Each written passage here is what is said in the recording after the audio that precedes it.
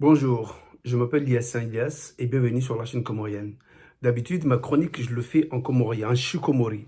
Mais aujourd'hui, je vais tenter le français pour des raisons que vous pouvez comprendre parce que justement, il y a un public que je souhaiterais toucher aujourd'hui. Alors, officiellement, c'est aujourd'hui que débute l'opération Embouchy à Mayotte. On ne va pas revenir pour vous expliquer le pourquoi du comment parce que vous le savez. Alors, je voulais justement commencer aujourd'hui parce que justement, je suis tombé sur une intervention ce matin sur Mayotte la première. Donc, déclaré sur la radio comme ça qu'on est en guerre, mais de quoi on parle là? Et je ne vais pas faire trop de commentaires, je vous laisse écouter. Vous appréciez vous-même et chacun se fera son idée. Parce que les Mahorais vont suivre de très près cette opération. Mhm. Donc, on ne peut pas effectivement... parce que ces gens-là écoutent très très bien les informations. Hein. Ils sont informés chaque minute, chaque heure par leurs compatriotes Mhm. qui sont à Mayotte, mais qui sont aussi au niveau national, hexagonal, enfin au niveau de la métropole. Et donc, ce sont des gens qui sont très organisés. Ce sont des gens qui sont prêts à attaquer à tout moment Mhm. et à n'importe quel endroit de Mayotte. Donc, en fait, comme elle a dit, nous sommes en guerre. Donc, il ne faut pas effectivement sous-estimer la capacité de ces gens-là. Est-ce que vous sous-entendez qu'aujourd'hui, les forces de l'ordre devraient agir autrement? Je ne veux pas rentrer dans leur plan d'attaque. Je ne veux pas non plus leur dire comment, de quelle manière ils vont pouvoir faire leur opération. Ils sont suffisamment responsables pour ça. Mais moi, je leur dis tout simplement de faire attention et que la situation, elle est grave. Elle est grave, donc il faut suivre chaque minute la situation. Donc, nous sommes en train de le faire. Il faut aussi que le gouvernement aussi ne minimise pas la situation parce que, encore une fois, les victimes, ce ne sont pas eux, ce sont nous, les Mahorais. Mhm. Ce sont les Français de Mayotte qui sont victimes. Donc aujourd'hui, nous sommes emprisonnés dans nos maisons. Nous avons des enfants qui ne doivent plus sortir. Heureusement que nous sommes pendant les vacances scolaires. Donc, une période où les enfants vont rester en famille, où on aura la surveillance de très près. Mhm. Mais personne ne va oser aller au champ, ni à la plage, ni s'aventurer n'importe où. Ça veut dire que nous sommes déjà en guerre. C'est une guerre qui ne dit pas son nom, mais nous y sommes déjà. Donc là, aujourd'hui, en Mayotte, on est d'accord qu'il y a de la violence, il y a de la délinquance. Mais qui l'a nourri tout ça? C'est le président comorien qui a nourri tout ça? Est-ce que ce sont les Comoriens des autres îles qui sont à l'origine de cette histoire? Non, ce sont vous, les élus de Mayotte, ce sont les autorités françaises qui n'ont pas assumé leurs responsabilités. On peut savoir qu'il y ait un problème et essayer de trouver une solution ensemble. Mais le problème majeur, c'est quoi? C'est que ce problème, il a été abandonné par l'État français qui gouverne Mayotte et il a laissé la plaie se gangréner. Aujourd'hui, il va croire par Darmanin qui veut préparer sa propagande des prochaines élections françaises qu'il va résoudre le problème en bafouant tous les accords, en marchant sur les droits humains. Le cas de Mayotte, c'est un cas particulier. Écoutez quelqu'un qui s'y connaît un petit peu, vous aurez l'idée vous-même. Le problème, c'est le non-dit, la toile de fond de toute cette crise, c'est-à-dire les rapports entre les trois îles des Comores indépendantes et Mayotte.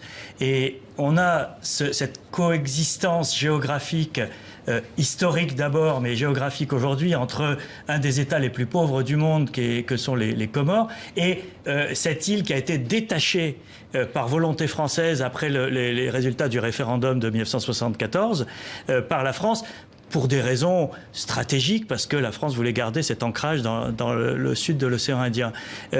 Et tant que coexisteront ces deux mondes, l'un qui est le mirage du département français et l'autre la misère d'un pays sans grandes ressources, on peut rajouter des centaines de millions d'euros, des gendarmes, etc. On ne résoudra pas le problème. Donc c'est une situation absolument inextricable et la manière dont, en plus, la France s'est comportée avec les Comores pendant ces décennies, souvenons-nous de Bob Denard et des mercenaires, ne prête pas à donner un grand sérieux à la manière dont toute cette affaire a été gérée. Aujourd'hui, je vais m'abstenir de faire trop de commentaires sur les sujets parce que justement, tout le monde a compris et ça fait une semaine que je suis là-dessus. Donc, on ne va pas revenir sur les non-dits, sur ce que Darmanin a dit qu'apparemment, il y aurait des menaces terroristes en Mayotte. Donc, c'est un rapport un petit peu avec les sous-entendus que la dame disait au départ. Mais ce n'est pas là le sujet aujourd'hui. Je voulais justement vous laisser écouter vous-même ce que ces gens-là ils disent et chacun se fera son idée. Alors, espérons que cette histoire ne va pas mal se finir. Sur ce sujet-là, je voulais revenir pour parler aux autorités comoriennes.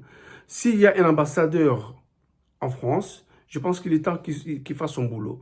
S'il y a un ambassadeur français aux Comores, je pense qu'il est temps que les autorités comoriennes fassent en sorte qu'ils soient écoutés. Parce qu'on ne peut pas rester là tous les jours, subir les mêmes humiliations. Un jour, le président français a traité les Comoriens de poissons, je sais pas, il disait que les croissants, les vedettes de fortune, ils ramenaient plus de Comoriens que de poissons.